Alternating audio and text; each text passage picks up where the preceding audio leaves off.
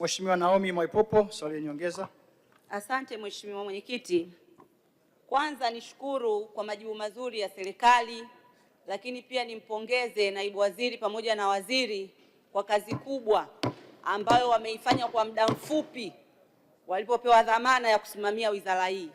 Lakini kipekee kabisa nimpongeze kamishna wa ardhi mkoa wa Kigoma, ndugu Gwakisa Tumaini, kwa namna ambavyo anapambana kutatua migogoro kwenye mkoa wetu, lakini haswa kwenye halmashauri ya Kigoma Ujiji.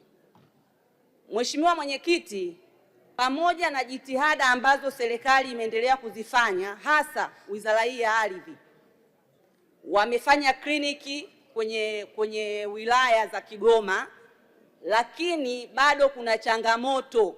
Changamoto hii Mheshimiwa Mwenyekiti inawagusa wanawake wajane na wazee. Mheshimiwa Mwenyekiti, ni ukweli usiopingika kwamba naomba uulize swali. Kwa sababu waathirika wakubwa wa migogoro ya ardhi ni wanawake wajane na wazee. Je, serikali ina mpango gani wa kuhakikisha kuna sheria mahususi itakayowalinda na kuwatetea wanawake hao kwenye migogoro hiyo? Lakini pia kutokana na migogoro baadhi ya ardhi inasababishwa na watumishi ambao sio waadilifu kwenye wizara hii ya ardhi. Je, serikali ina mpango gani kuwachukulia hatua, lakini pia kuwarudisha kwenye maeneo yao husika kutatua migogoro? Umeuliza maswali mawili tayari, yanatosha. Naomba majibu.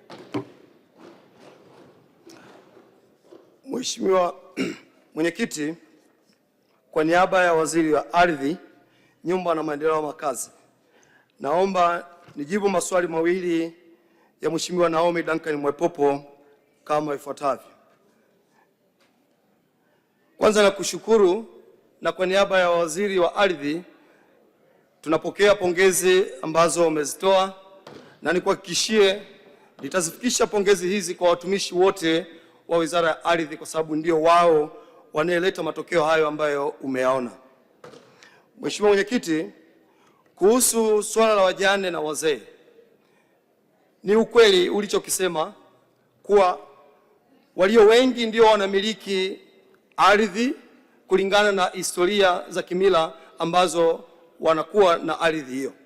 Ndiyo maana waziri wetu wa ardhi alitoa maelekezo, tukaanzisha kliniki maalum ambayo tuliita Samia Ardhi Kliniki kwa ajili ya wanawake pamoja na makundi hayo maalumu ya wazee. Lakini tumepokea ushauri wako na tutaendelea kuona jinsi gani ya kuwafikia kwa rais, pamoja na kwenda kufanya kliniki hizi katika ngazi ya kata au vijiji pale ambapo tutaona wingi wa changamoto hizo.